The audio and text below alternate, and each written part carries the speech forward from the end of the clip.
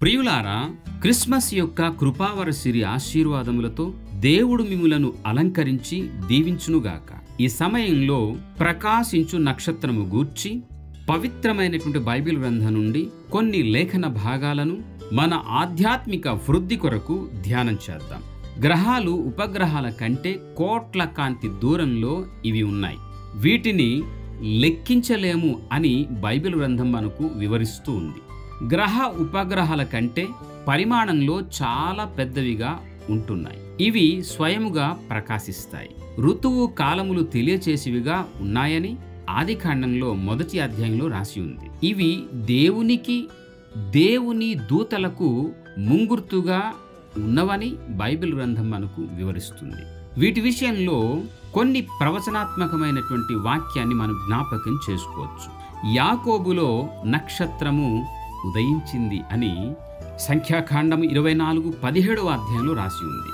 మలాకి గ్రంథంలో 4వ అధ్యాయం 2వ వచనంలో అయితే తనయందు భక్తి కలిగినటువంటి వారికి నీతి సూర్యుడు ఉదయిస్తాడని రాసి ఉంది. దావీదులో ఉదయించిన వేకువ చుక్క అని ప్రకటన గ్రంథం 22వ అధ్యాయం 16వ వచనంలో వ్రాయబడింది. ప్రియులారా, బైబిలు గ్రంథం అంతటిలో దేవుడు వెలుగునకు కేంద్ర బిందువుగా మనకు కనిపిస్తూ ఉంటాడు. వెలుగు అనేటటువంటి మాట సద్గుణములు, సద్భావన, సత్ఫలములు, మంచితనం అనే దైవికమైనటువంటి ఆత్మీయ ఫలాల గూర్చినటువంటి ఈ వెలుగు అనేటటువంటి పదంలో ఇమిడి ఉన్నాయి అన్నటువంటి సత్యాన్ని మనం అర్థం చేసుకోవాలి. ప్రియులారా, వెలుగు అంటేనే యేసు ప్రభు మనకు గుర్తు రావాలి. అందుచేత ఈ ప్రకృతిలో, ఈ భూమండలంపై నశించి కృషించి గాఢాంధకారంలోకి వెళ్ళిపోతున్నటువంటి మానవ జాతిని సంరక్షించటానికి, నిత్య జీవాన్ని ప్రసాదించడానికి, పరలోక భాగ్యాన్ని అనుగ్రహించడానికి ఆయన దివి నుండి భువికి ప్రకాశమానమైనటువంటి వెలుగుగా ఆయన ఉదయించటం జరిగింది అన్నటువంటి సత్యాన్ని ఈ లేఖన భాగాలన్నిటిని బట్టి మనం అర్థం చేసుకోవాలి. అందుకే ప్రియులారా, ఇంత మంచి సుగుణములు కలిగినటువంటి విశిష్టమైనటువంటి సర్వోన్నతుడు ఈ భూమి మీద ఆయన పుట్టడానికి వచ్చినప్పుడు, లేదా ఆయన స్వయముగా ఆయన భూమికి దిగి వచ్చినప్పుడు, యేసు ప్రభువారి యొక్క రాకలో ఈ ప్రకృతి అంతా పులకరించి తేజరిల్లి తన్మయులైనారు. ఆ దివ్యమూర్తి, ఆ రక్షకుని యొక్క రాకతో ప్రకృతి అంతా ప్రజ్వరిల్లి తేజోమయమయ్యాయి అని చెప్పడానికి ఈ ప్రకృతిలో జరిగినటువంటి ఈ మార్పుల యొక్క పరిణామము మనందరికీ గుర్తు చేస్తూ ఉంది. నాతో చెప్పగలరా? హల్లెలూయా!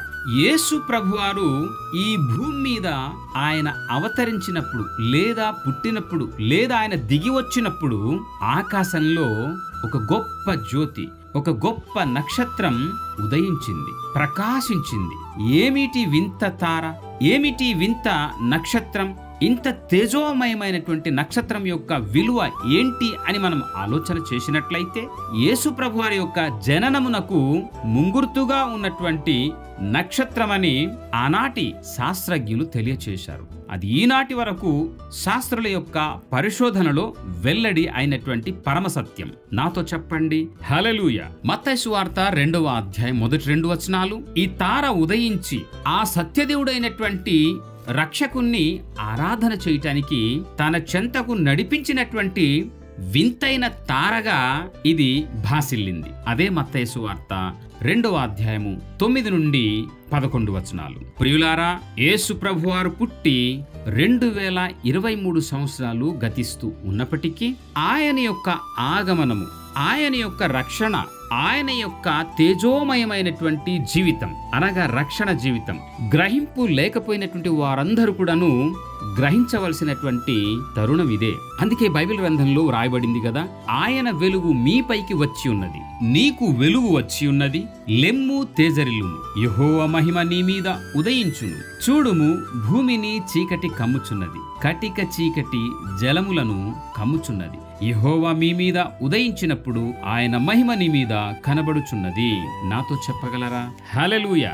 ఇంత చక్కగా దేవుడు తన యొక్క ప్రవక్తల ద్వారా ఈ వచనాన్ని తెలియచేశాడు. ఆయన రక్షించు తేజోమయమైనటువంటి దేవుడుగా ఈ భూమి మీద అవతరిస్తాడు.